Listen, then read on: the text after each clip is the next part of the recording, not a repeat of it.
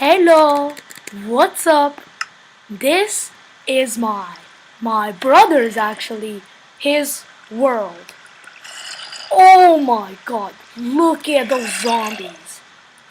He is like definitely cheating right now, but I don't really care. So I'm just gonna right now shoot them so they die usually in one shot. Oh my god. Okay, so that's pretty much it. Thank you. When you're done, click the red icon in the menu bar and choose Stop Recording. Camtasia will place your recording in the media bin over here with the other video, audio, and images in your project. I'll show you how to add it to your video later. In the future, when you start with your own project, the first recording will also be added straight to the area here called the timeline. All right, it's your turn. Go ahead and click this button to pause the video and make a simple recording. When you're done, click play to start this video again. If you need to review part of the project or you end up in the wrong spot after making an edit, use the playhead, that's this triangle with a line, to scrub through the video and find the right spot. Look for the visual cues that mark each section. Don't worry about messing up this project. You can always restore it by going to Help, Getting Started Project. Okay, now would also be a good time to save your project, however you started it. At this point, even without editing, your video might be good enough to share with others. To do this, you go up to the Share menu and select your preferred output. Let's choose Export, which will give you an MP4 video file. This is great for viewing on most any device. Give your video a name and choose Export. Camtasia will export it, then give you a button to view it in Finder, where you can open it by double-clicking. This particular project might take a few minutes to export, so we'll hold off on trying that out now.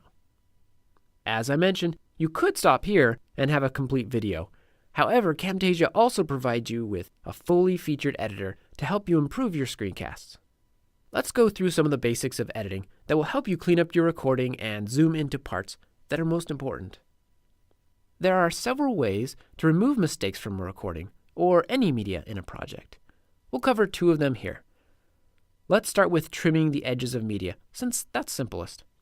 On the timeline, where you'll arrange your clips and do most of the editing in your video, just mouse over the edge of a clip and notice how the cursor changes to an arrow, and then click and drag. You can also use this technique to resize the length of a media, including annotations. Your turn. Hit pause and use trimming to remove this cough from the recording. Click play when you're ready to continue. If you've trimmed that cough out, you'll notice it left a blank spot in the video. So I'll show you another way to remove a segment of media that closes the gap. Just place your cursor right before the part you want to remove, hold the Shift key, then click and drag to make a selection. You can also drag up or down to include clips on multiple tracks. After you let go, you can also adjust the edges of the selection. Then, right-click and choose Ripple Delete Range. To have everything to the right on those tracks, shift in to fill the gap. Click pause and try it for yourself by removing the two ums in this section. Click play again when you've done that. You can find more tutorials about working and editing on the timeline by right-clicking in an empty spot and choosing Timeline Tutorials. Now, earlier, I mentioned that you could add your recordings, as well as audio and images, to your screencast. You can do this by going to the media bin and dragging the item to the canvas, which is this big section here where you're previewing this Getting Started project. Or you can drag it to the timeline. In this case, drag the Audio Great clip to the timeline here. Pause the video until you've done that. Finally, let me show you how to make details, like text, more crisp and legible by using zoom animations. Let's take this area for example. If I'm talking about it in my screencast, I should zoom in there so the viewers can read the text, and so everything else currently showing doesn't distract them from what's important.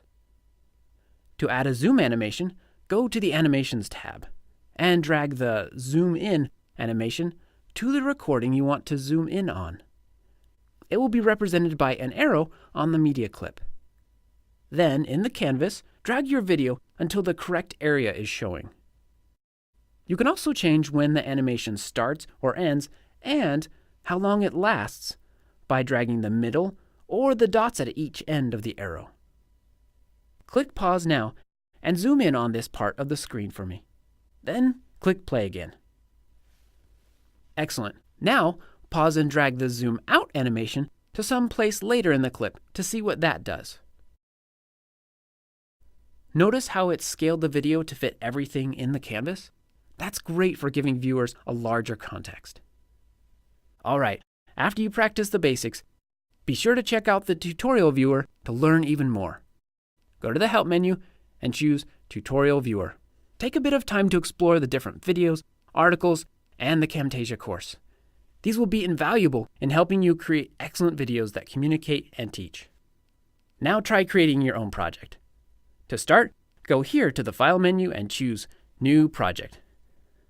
Thanks, and happy screencasting!